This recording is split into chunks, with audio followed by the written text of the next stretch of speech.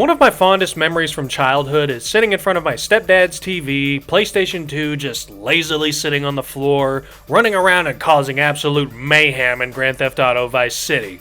I was no older than 8 years old at the time and did not give a single solitary heck about the story or the missions.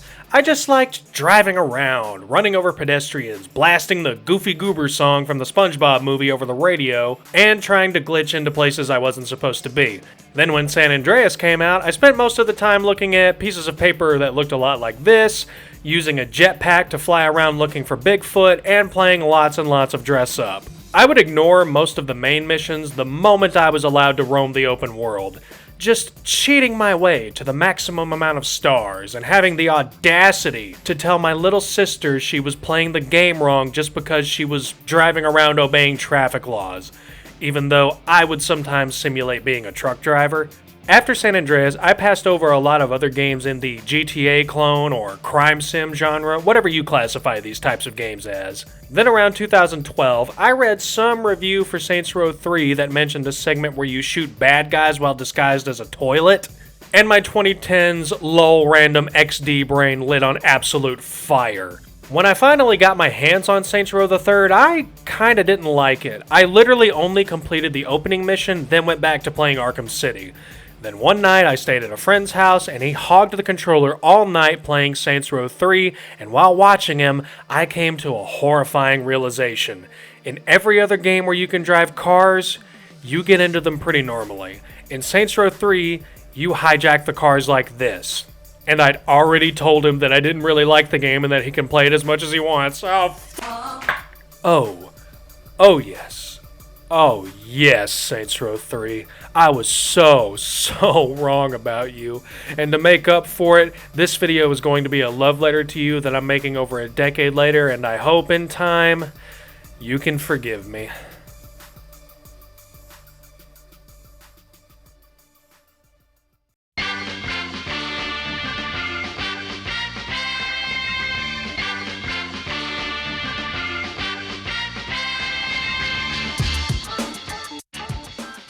I opened the video talking about my introduction to games of this type for a reason.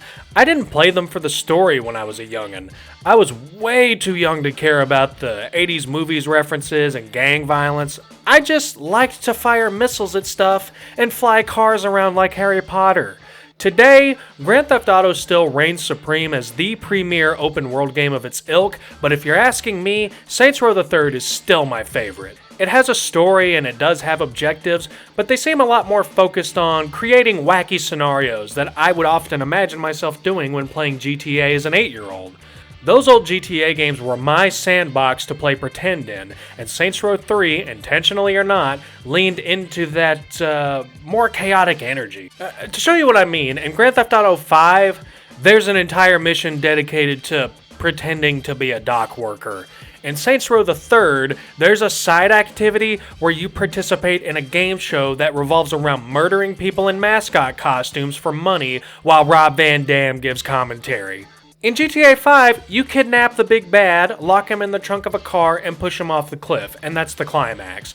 In Saints Row 3, you challenge one of the big bads to a pro wrestling match where he puts his mask on the line, and you have to defeat him by whacking him with blow-up dolls, all while Luchador Hulk Hogan is your tag team partner. Yeah, my point is, this game is not afraid to look, sound, and feel like a video game. It has a silly plot, fun characters, and ridiculous weapons. I don't want to spend the whole video comparing it to GTA, so I won't. I just want to highlight why I lean more towards a game like this over a game like Grand Theft Auto. From the opening cutscene, your expectations are set when you rob a bank wearing mascot heads and one of the employees asks for your autograph. It lets you know that you really don't have to take anything in this game too seriously, and having fun is your main priority. The opening task ends with you dangling from a bank vault as it's airlifted out by a chopper, and you mow down a small army all by yourself. It's ridiculous, it's stupid, it's nonsense, and it's fucking rad. Let's get something out of the way real quick also. I am so sorry, but I still haven't played Saints Row 1 and 2. I know, it's something I plan to remedy someday. I know that Saints Row 3 kinda split the fan base with its more exaggerated silliness, and it also brought in a lot of fans like myself that started with 3, And long story short, I apologize for being a fake fan, but I still love this game. In Gat we trust. Anyway, once you get past the opening mission, it's off to the character customization, because in this game, you are the boss, and the boss is whatever you want him to be. Any gender, any race, any voice, any shape you want. I really want to cover more games that have character customization because I fucking love playing dress up. When I was a teen, I would often just make my character a self-insert that looked like me, but like, every video game protagonist that's a white dude with brown hair already basically looks like me, so I kinda got tired of playing as the same goddamn guy in every video game. Nowadays, I just like to make cute, badass girls to play as. Throughout this video, you'll see my boss in a variety of looks because I just love playing dress up. Which is why I do not understand why a game like Cyberpunk even has character customization, because you barely ever get to fucking see it. No. I'm not spending the whole video shit-talking other games. Focus, slop. Focus. Something I really appreciate, though, is the different voices for the boss. You can have your traditional 2010s protagonist by using the Troy Baker or Laura Bailey voice, but you also have other accents to choose from, and even a voice that just makes zombie grunts throughout the whole game. Customizing your boss is also just really cool. This game is a product of THQ, and the character customization in this game harkens to the SmackDown vs. Raw games in a lot of ways, which came out around the same time and also had similar customization sliders, which I also loved. Rest in peace, SmackDown vs. Raw 2011. You were the best wrestling game ever made. Speaking of wrestling, this game was clearly made by a bunch of dudes that just wanted to cram as much of their favorite things into one video game as possible. There are a ton of references to pro wrestling, old movies, and classic video games. One could argue that this game isn't exactly, polished. There are a fair share of glitches, even in the remastered version that I'm playing for this video, but I think the passion shines through enough that I really don't give a shit. I've said this before about Spider-Man 2000, but I really do just love a game that seems to be a mosaic of things that the developers like. The developers aren't so much trying to make you believe that you're the leader of a gang as they are just inviting you to have fun with them for a few hours, and I really dig that. But what does having fun in Saints Row 3 really look like?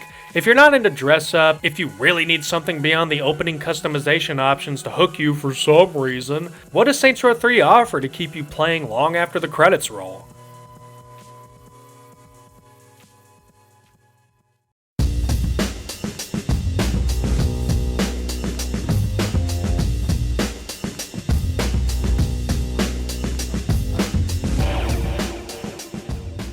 Once you get let loose into Steelport, you'll find that there's a lot to keep you busy outside of the main story. The game holds your hand through all the various side activities you can do, and once it does, you're free to engage with whichever one catches your eye. You can help celebrities have some fun all over the backseat of your car while you try to help them avoid the press. You can equip explosives and try to cause as much property damage as possible. You can drive around on an indestructible ATV that explodes anything it touches to harden your resolve. You can pretend to be Ricky Bobby to conquer your fear, and you can participate in the aforementioned murder game show. Or you can do my personal favorite side activity, which is just participating in some good old-fashioned insurance fraud.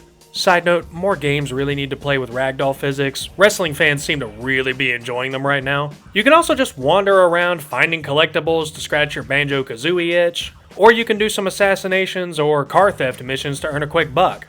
Whatever you do, you'll earn respect to upgrade you and your gang, and money to spend however you want. You want to customize cars? Yeah, me too. A Saint is nothing without their ride. Want to buy up property and increase how much of that sweet, sweet passive income you earn? Every store is available for purchase. But if you're like I was in 2011, you probably just want to get on with the story. Long story short, the Saints are new in town and they need to plant their flag and establish dominance in this foreign capitalist hellscape littered with its own gangs. Doing so will put you at odds with some interesting characters, and slowly building your influences is really great fun. The story definitely takes you to some odd places to say the least, but that's kind of half the fun. You never know what bullshit plan your homies are going to come up with next, and somehow it always works out. One of my favorite missions, surprise surprise, are the ones that give you some kind of choice to make. Does this give the players some major agency over how the story goes? Fuck no, but I love the option. Do you want a discount on car customization or weapon upgrades? Do you want a big cash payout right now or a boost to your hourly passive income? Do you want to earn extra money for completing missions or extra respect? Or, the most consequential choice, will you humiliate Killbane by removing his mask, or let him keep his mask in exchange for his secret to the Apocalypse? I didn't pick the Apocalypse, I'm sorry. I'm a wrestling fan, I wanted the mask, that's my bad. Oh, you can also choose to save Shaundi or catch Killbane at the end also, that's a choice. Sorry, I don't mean to sound dismissive of Shaundi, but the last mission of the game simply lacks any real consequence beyond which cutscene you get at the end. Especially since the game ends up picking a canon ending for you in the sequel anyway. I just like the choices that give you a little something something and let you decide what kind of player you want to be. Or what kind of playa you want to be. But yeah, that's the end of the game. You roam around the map doing little tasks, helping your homies do some missions, and basically take over Steelport by the end. All with the character you designed. Now what? Well, like any open world game, you go around cleaning up any unfinished tasks when all is said and done. But what is there to keep you company while you do so? What is keeping you going when the plot is over and all you're left with are the side missions? Games of this era, especially open world games, tended to kinda break the immersion a little bit when the story was complete.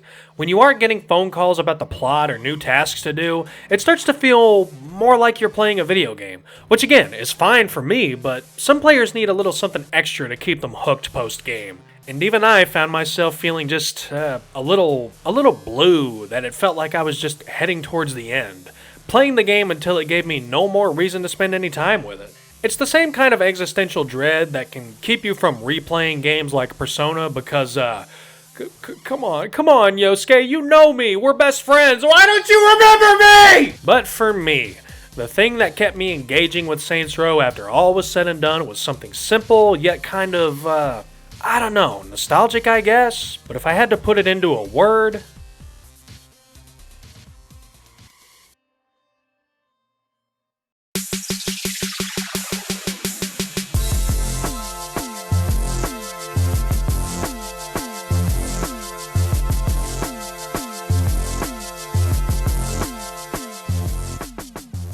When you're doing that open world game post-story cleanup in Saints Row the Third, you can invite some of your favorite homies to wander around with you. They even have some unique dialogue they spout. I personally liked roaming around with Zimos, Kinzie, and Pierce. I like Pierce because he kind of feels like your bro for the game. I like Kinzie because she's a bitchy redhead and I'm kind of into that. And Zimos, well, just listen. Hey Zimos. Shh, don't wake the bitches. I got my people out watching the corners, letting me know where the bitches are. The hell is the Stag Initiative? If it's free porn for everyone, I am down. Come on, Z, we have to mount the rescue. Don't say mount. We have to ride to the rescue. If you didn't just bust me out, I'd be walking the other way. God bless America, and God bless the Z. And when they aren't talking, they're probably riding around in your vehicle while you play some tunes. And my fucking god, I adore the soundtrack for this game. There are various radio stations for you to listen to, but you can also make your own little mixtape of all the various songs in the game. I bitch about video game scores quite a bit, and if I'm being perfectly honest, that's probably because I'm a total shill for licensed music. But this game has a stellar collection of licensed music to accompany you in those long drives from one end of the map to the other. Some tracks might be favorites of yours that you're just delighted to hear actually made it into the game, while others will become new favorites that'll stay with you forever, that you'll never be able to listen to without thinking of this game. Thank you, Saints Row the Third, for making me a Social Distortion fan. I will never ever forget driving around in my muscle car blasting Ball and Chain and feeling like a divorced dad. Every time I hear Black Veil Brides, I'll remember flying around in a VTOL. And every time I hear Sublime at a house party, I'll remember the time Pierce and the boss just badly sang along to it while heading to their objective. A surprisingly wholesome and down-to-earth moment in an otherwise zany and batshit insane video game. Oh, and we can't forget about the entire station dedicated to Adult Swim tracks. My first exposure to Tim and Eric, and my realization that the dad from Squidbillies was like, actually a musician in real life, came from this game. And then I had to learn that the guy from Squidbillies and Unknown Henson actually, we don't gotta talk about it. Whoo boy. Point is, all these things add to the vibe of this game. Normally when I record footage for this channel, I am totally content to just be done with the game after I have all the footage I need. But up until like yesterday, as of writing and recording this, I've been playing Saints Row the Third on and off, just enjoying driving around, blowing shit up, and upgrading my boss to be an unkillable god of destruction that whacks people in the nads with shotguns. Something about Saints Row 3 just makes it feel fun to run around in. Maybe it's the solid gunplay. Maybe it's the music. Maybe it's the unserious story and variety of whack job activities to participate in. Or maybe it's all the WWE references. Whatever it is, it makes this game a treat to go back to today. It feels refreshingly simple in a world we live in today where most open world games throw a ridiculous amount of systems and half-baked side missions for you to engage with. A lot of open world games feel like a checklist in the get this done by noon kind of way. Saints Row the Third feels like a checklist in the relaxing sticker book kind of way. It's almost therapeutic, blowing up cars by ramming into them and turning people into soup with a chainsaw. Ultimately, Saints Row the Third is just a damn good time. It doesn't ask that you buckle in and listen to exposition, and it doesn't ask that you play the prior games in the series to understand why Johnny Gat is the baddest motherfucker to ever walk the earth. It's the video game equivalent of show don't tell. And for old like me, it's a nostalgic trip down memory lane. If you're a little tired of AAA games that obsess over how many pores you can see on a character model's face, and indie games that are actually metaphors for depression, I think Saints Row the Third is the perfect palate cleanser to have some dumb, turn your brain off fun. And if you are already a fan and just watch this video to reminisce about a game you already hold near and dear, I just got one thing to say. Extended reality!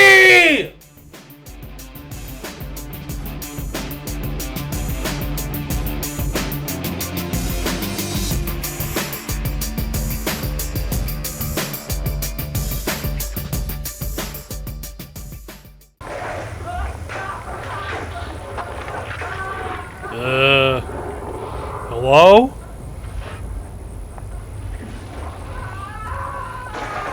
Hello?